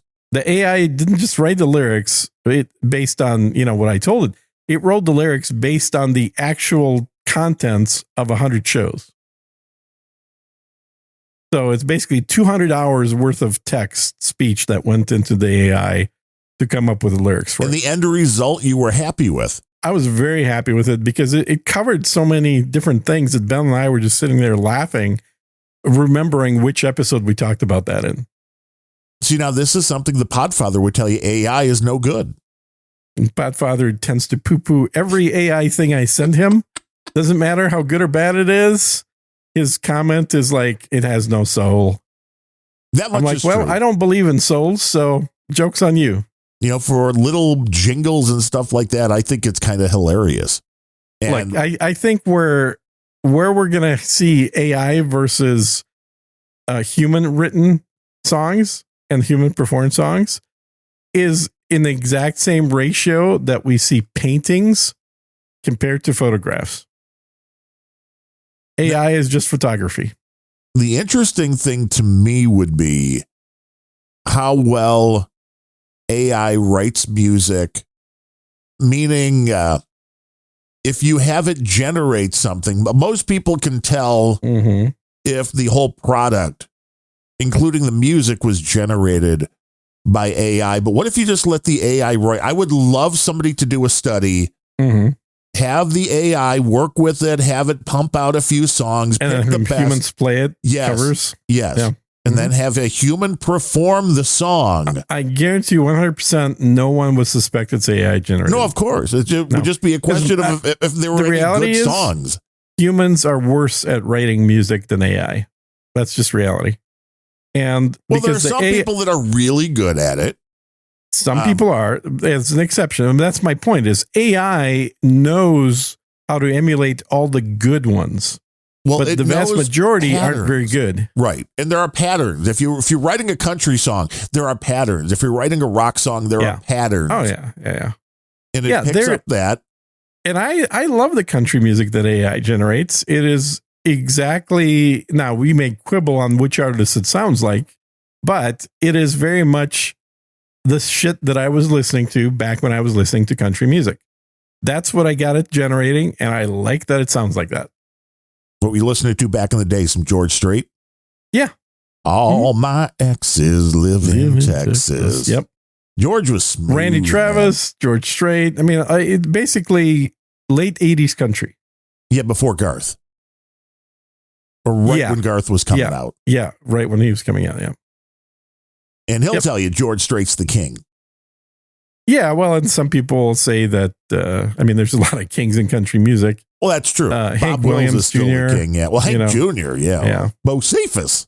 Yeah. So, and I like Hank Sr. more than I like Hank Jr. So, there And I you go. like Hank the Third better than all of them. Yeah, really? Yeah. Okay. I All right. like the death metal Hank the Third, though. I mean, it's and the country is so very, very country. There's nothing pop about it, which is what I like.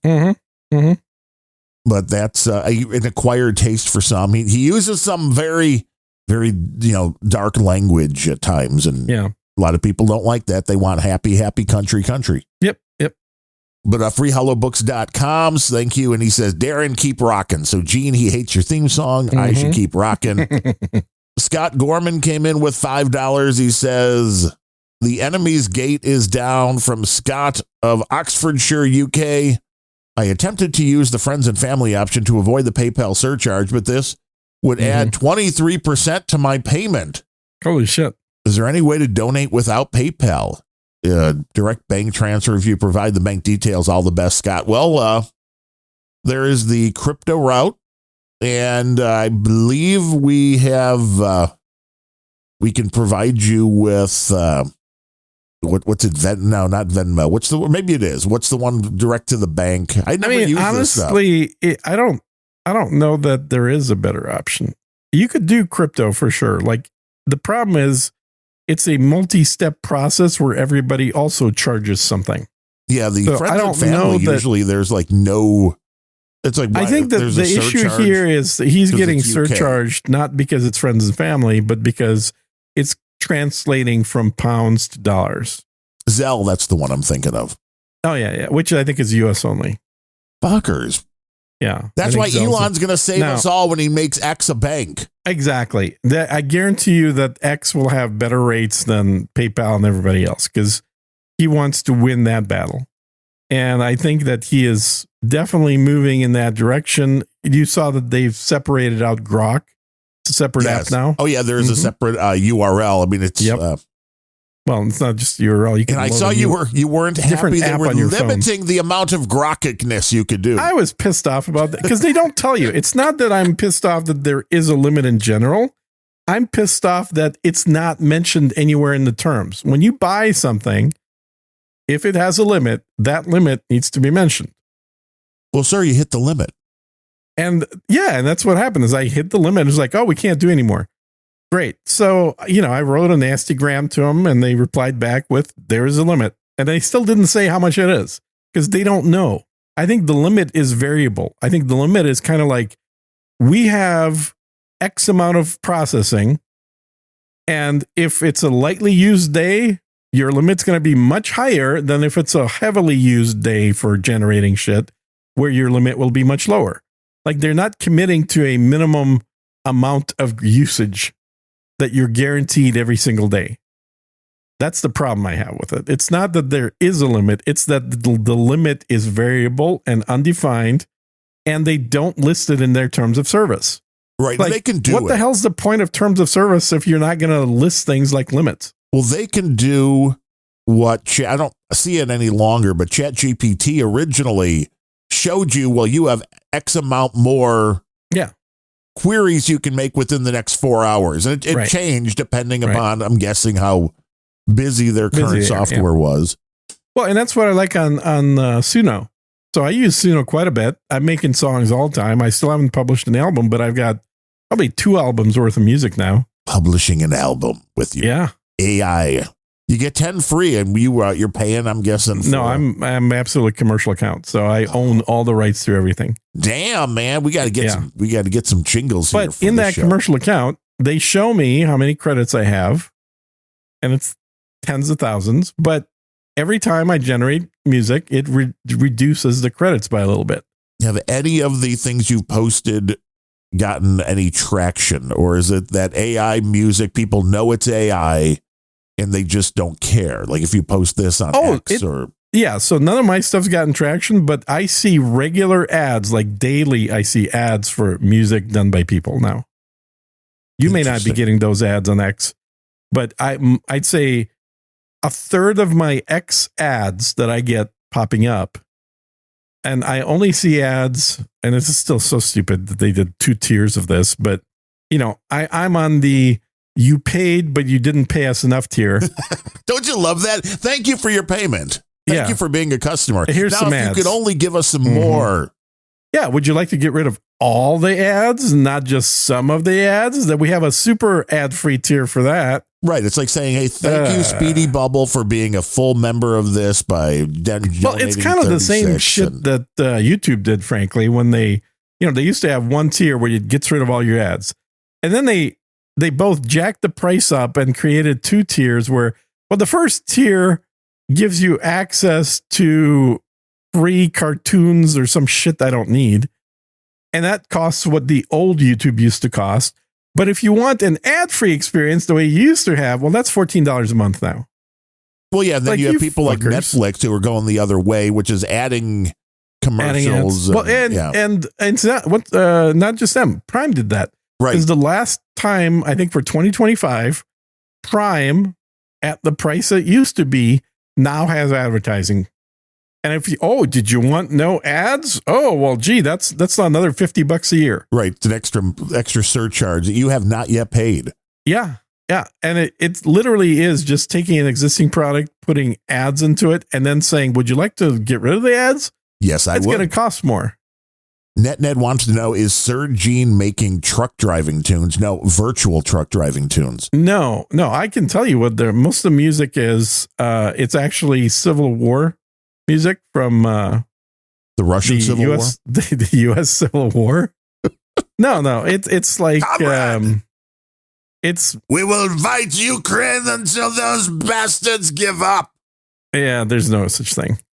So we'll have probably, I hate to commit to a particular time because I was originally getting to a point where I have enough for 1 disc, but I think I'll be probably 2 discs worth of Civil War music that I'm going to put out. You're still talking in discs. We're going to print discs, man, because I hate vinyl. So we're going to do a limited run of CDs. Woo! Well, you can actually print those in your home where vinyl's a little harder to... Oh, no. I'm getting these printed in China. Printed. You're going to sell them on Amazon with the ponchos? Yeah. Hell yeah. The You get a free poncho with every CD purchase. That's a great idea. Oh, God. That would be hilarious. It's a great Civil War song. I had a whole box of ponchos ready to hand out to my neighbors when we had the cold spell here. Did you know we had a cold spell? Were you paying attention? No, I wasn't. I mean, I know Adam said there was some coolness, but we had a major temperature dip for about 3 days. Now, luckily, every one of those days during the day, it warmed up to above freezing. But we have 3 days where it dipped below freezing for part of the day. And so if the power went off, and thankfully it didn't, and it's funny too, because I texted Adam, I'm like, all right, I ran and bought the last tank of propane from Home Depot that they had for my generator. And he's like, you realize now that you got a generator, you're not actually going to ever lose power. Yeah, the right? power, just like with my sump pump, it's like once you get the battery back up, the problem disappears. It's magic. It's karma. It is totally like that. And so I have 2 generators now in the house. I got a gasoline one and the propane one. And power didn't go out once. Yeah, we've considered now. I mean, originally we considered buying the whole home natural gas generator, which was, I think, like 10,000 at the time. I think they're closer to 20 now. Yeah. And I think that's what Adam's got at his house. And it's nice, but you really have to have a problem with the power going out regularly to make that seem like an idea. And I'm the asshole now on YouTube. And there was a guy, and I'm sure he thought he was being helpful, that did a video like, well, this will save you. This $5 part will keep your house warm if the power goes out. Mm-hmm. Now, my furnace already, I don't know why, but it's not hardwired. It is just plugged into an outlet, which is basically what his little $5 part would allow you to do. And it's like, that's great, but you still need a battery backup or a generator. So the $5 part's not keeping your fucking house warm. Yeah, what is that $5 part supposed to do? The $5 part, if you have a furnace that is direct connected to the power, which would show you it would let you add a pigtail to it that you kind of plug into itself. And that way, if the power goes out, you could unplug it from itself and plug it into a generator or something else. But I'm like, well, the $5 part ain't doing fucking shit to keep your house warm. It's like, so that was just a very the scammy title. Right. The title should have been, here's how you can plug into a generator if the power goes out with the $5. Because I'm like, I know it can't be any fucking way to do that. Yeah. Well, and like you could also buy I think it's more than $5, but you can buy a part, because I know Ben did this and my dad did this, that basically plugs into your fuse box.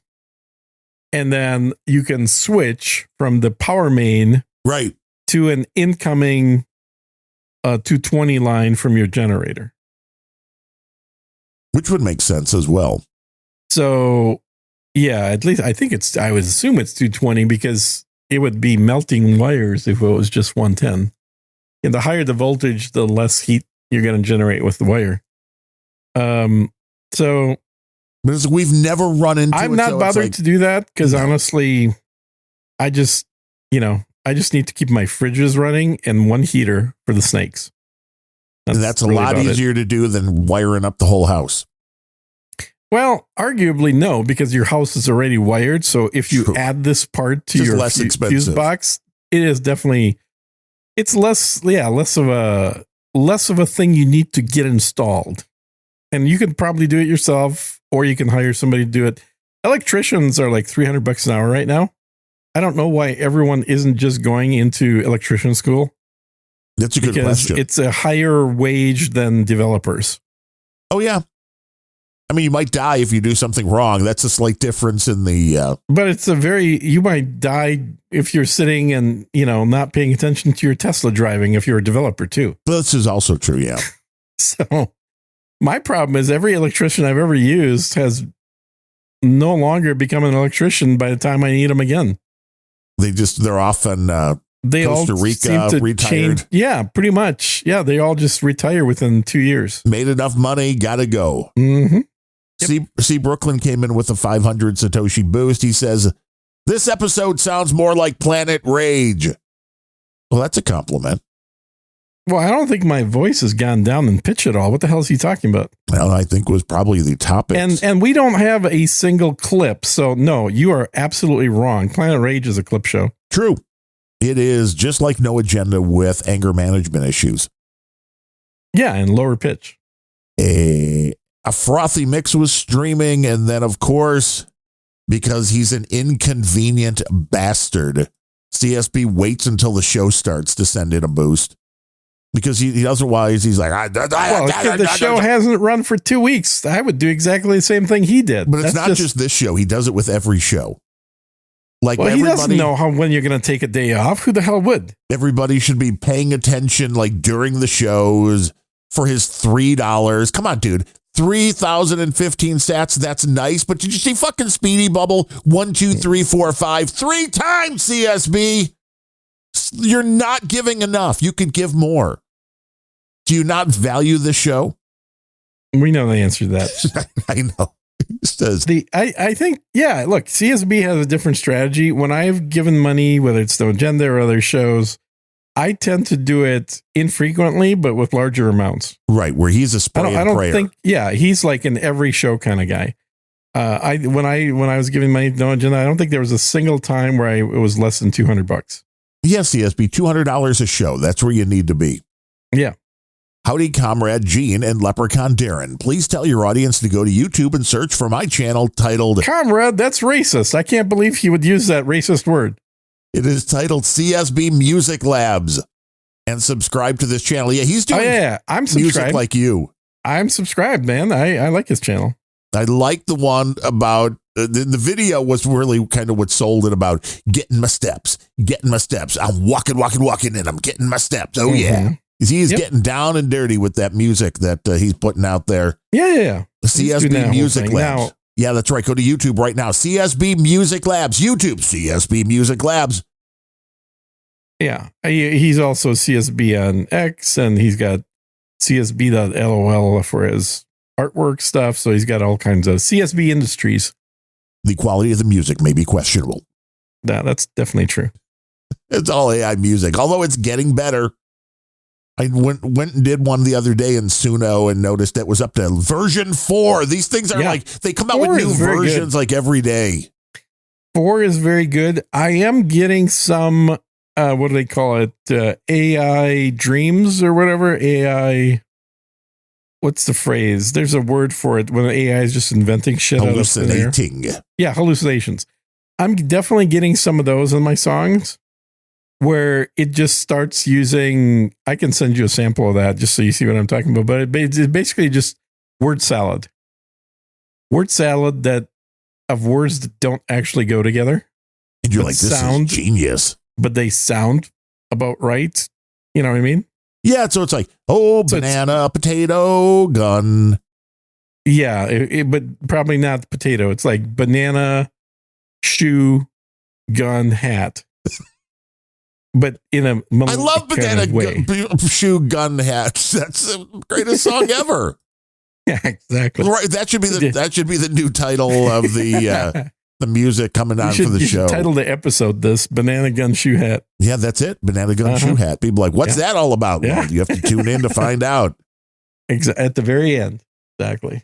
We're getting drops. Somebody saying stream is hiccuping. We getting drops. I don't know. We're No, it's Darren, guys. It's not the stream because I'm hearing them in direct connection as well. So Darren was having some audio hiccups. Interesting, because you've been fully there, so I have not had any issue. I wonder if it could be this new network card that's plugged into the USB-C. Maybe it's not as good. Maybe you're downloading too much porn. Even though it's supposedly faster at 2.5. Yeah, Ben just went 2.5 too. I don't know if you don't catch our show that I do with him, but he just converted his whole house 2.5. Just two good old boys. Yeah. I told him, what the hell, Ben? I mean, Darren and I have been at 2.5 already before that. What's up with that? You're like, you consider yourself a dude named Ben? No, you're behind. You're way behind, man. And we're like amateur dudes named Ben. You're a professional dude named Ben. I know. I just added 2 of the 2.5 switches, and that's about the massive amount, because the only other things that run are my old Windows machine now. Mm-hmm. And now that I've got the dongle yesterday, the Mac Mini does. Mm-hmm. And once I plug in the other dongle downstairs, well, then one of the allegedly QNAP systems will, the network attached storage. It'll run at 2.5, really? Well, if you plug it into the USB, again, it's a USB. Oh, I hadn't thought of that. Uh-huh.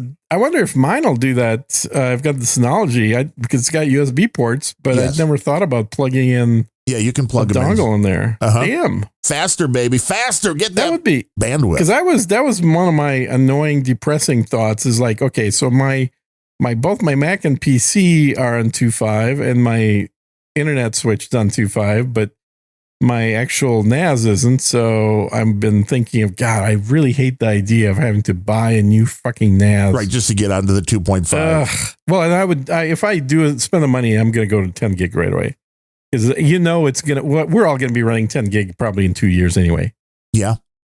So well, I would like to replace. Why go shorthand? I mean, I've got a one that's mainly for movies, which is the old Western Digital one with 4 discs in it. There's one that is comic books and old things that have been sitting around on the network, which is 4 discs. And then I've got my QNAP. You're not going to make a mistake like you did this time that I told you not to make and not order 10 gig for $100 on your Mac. No, of course not. Okay, good. The QNAP has 2 external enclosures, so that technically has 4 discs in the main unit, then 4 on the side and 4 on the other side. So there's 12. And it's like, I really just need to get one box that can handle like 16, 26 drives, something like that. Or just not, because the drive capacity is so much bigger now than it used to be. That is true. So what's your biggest drive in there you got right now? The biggest one is I think 4 12s. Would it be you got 12? 4 12 terabyte drives? Yeah. Wow. No, my biggest is 4 terabytes. Yeah. I've got, how many of them I got here? 13 of those. That's like the small side, man. You need bigger. You need bigger. You need better. I don't, because when it crashed, when I lost all the movies, it's being used at about 10% capacity right now. So when you want to download Miami Vice legally, completely, of course. Yeah, if I could. Hey, by the way, I did tell you, I think, but I didn't mention it on the show. I took your idea of downloading YouTube YGDLP. Yeah, so I actually went and wrote a script around that. So it's now just a button in my browser that automatically grabs the highest resolution version of the movie and downloads it. Well, how do you make it a button? I wrote a script. Oh, yeah. So you created your own plugin. Yep. Very nice. But it uses that command line thing to actually do the work. It's just, I have it doing it automatically. Well, that would make sense, because I still just have to highlight the URL and then hit services and and I don't do any of that. I don't even have to select the damn movie. It's just I hit one button on the browser and it just grabs whatever is the movie with the highest resolution. It's the convenience factor. It's hard to beat. It's pretty cool. I'm digging it. I would never use it, of course. It's purely a theoretical concept because those videos are copyrighted. But of course, I mean, you would never do anything illegal. No, I don't. And I was wrong. Actually, I've got 8 terabyte drives in that and 4 terabyte drives. So really, 8 8s and 4 4s? Yeah, 8 8s, 4 4s. So basically what I want to just start doing is swapping drives for 8 8s. That's 64 terabytes. And then 4 4s is another 16. So you got 70, 80 terabytes. Yeah. And that one, there are 2 other NAS systems down there. Jesus Christ. Well, this I'm also using now for my time machine backup. Mm-hmm. Very convenient. That way, once I do blow this thing up, it'll just be. Although I will say that you may want to look at using an offsite backup. I know. There's a company that I used to use that I don't anymore. Was it Backblaze? Yeah, Backblaze. Those guys are really good. I've always been a fan. They do great work. They're the cheapest for what they do. But when I was using the Mac for photography stuff, I always liked having an offsite backup. And anything that is plugged into that computer, no matter how big it is, right? Anything that's gets not backed up. network. Yeah. Which was very good because I had one of those. Well, what you do is you take the one machine that you want to mirror everything to. Yeah. And back that up. And right. Yeah. So everything that has an external RAID systems on it. Yep. You plug it all into one machine and go, there you go. I got 8,000 terabytes. Exactly. And it's the same price. And that place is like, fuck you. Oh, no, they did it. They backed everything up. Because I had one of those Drobo things that had a bunch of drives in it. Yeah, I've still got my Drobo. It's running right here. I haven't ran mine in years, so I'm going to guess that the drives are dead. Just throw some new drives in it, man. I still like the software, even though the company went bye-bye. Yeah, it's too bad they went bye-bye. I never liked the company because they were always overpriced for what they did. Yes. I bought this one used once they were going away. Oh, okay. Well, I bought it new, and it was like $1,000. But there was no other alternative because my Drobo, the reason I got it is because it was Firewire or Thunderbolt rather. And nobody else made a Thunderbolt RAID back then. Right. There probably are these days. But I don't know. I honestly, if I was to replace the RAID, I would just go with that SSD RAID. There's two manufacturers that make them now. Load those babies up so fast. So much money, though. They are going to be expensive. Yeah, that's the problem. Because you want to slap in 8 terabyte sticks at the very least. SSDs in there, yeah. So everybody, just boost right now. That's a lot. The 8 terabyte ones are not cheap right now. I think they're about $700 a piece. That's even more than having a wife. Yeah, not really.